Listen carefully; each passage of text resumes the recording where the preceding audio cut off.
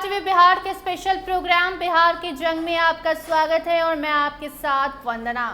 आज आपको हम ले चलेंगे सिकंदरा के जंगे मैदान में, जहां कई सारे धुरंधर हैं जो किस्मत आजमाने के लिए इस चुनाव में तैयारी कर रहे हैं। इस बीच बिहार विधानसभा चुनाव की घोषणा भी हो चुकी है।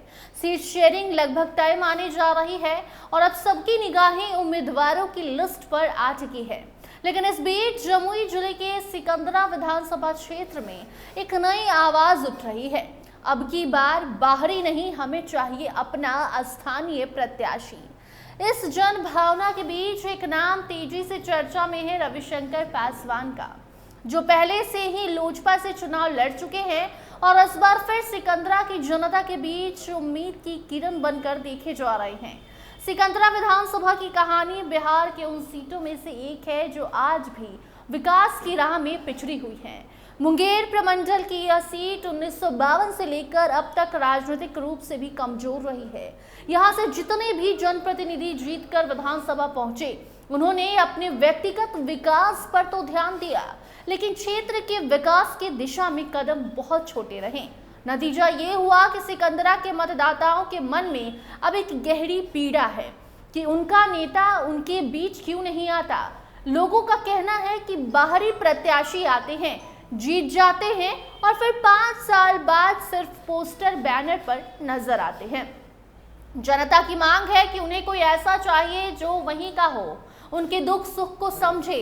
बाहर से आकर कोई नेता उनकी तकलीफ नहीं समझ सकता, इसलिए उन्हें अब कोई स्थानीय चाहिए।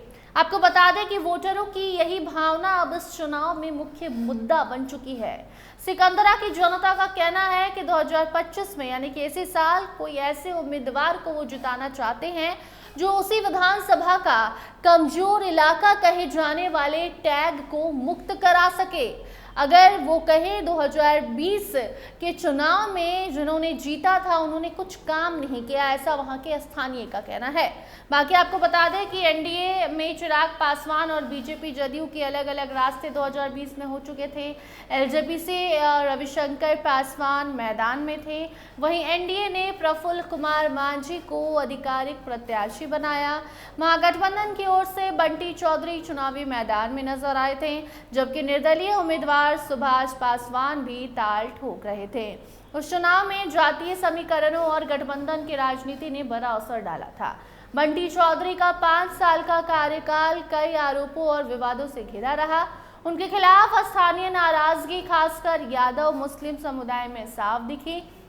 इस नाराजगी का फायदा रविशंकर पासवान को मिला और कई वर्गों का वोट उनकी ओर ट्रांसफर हो गया।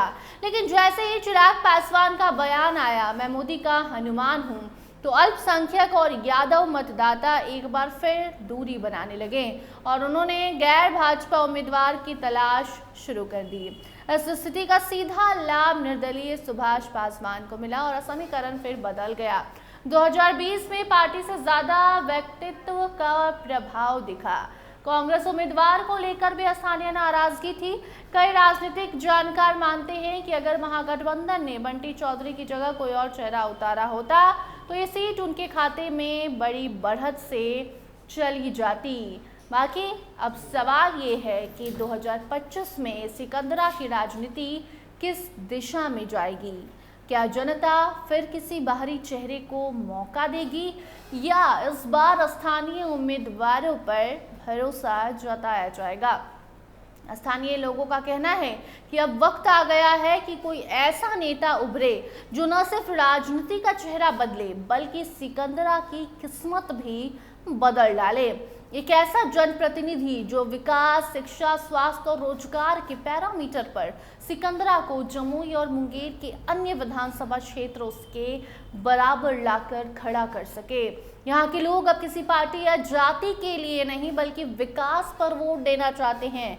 अब उनका कहना है कि उन्हें ऐसा नेता चाहिए जो जमीन से जुड़ा हुआ हो, जो जमीन का नेता हो और उनके लिए काम कर सके। बाकी सिकंदरा की जनता इस बार पूरी तरह सजग है, जो समझ चुकी है कि राजनीति अब सिर्फ नारे और बैनर से नहीं चलने वाली, काम और कनेक्शन से चलेगी। और यही वजह है कि यहाँ की गलियों में अब ये आवाज गूंज रही है कि बाहरी नहीं, हमें अब कोई अपना चाहिए, विकास चाहिए, दिखावा नहीं चाहिए। बाकी अब देखना दिलचस्प होगा कि इस बार सिकंदरा की जनता किस पर भरोसा जताती है।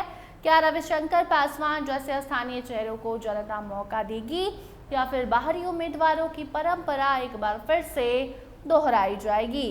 प्रफुल्ल मांझी वर्तमान विधायक हैं, अब जनता किसे चुनती है देखना दिलचस्प होगा।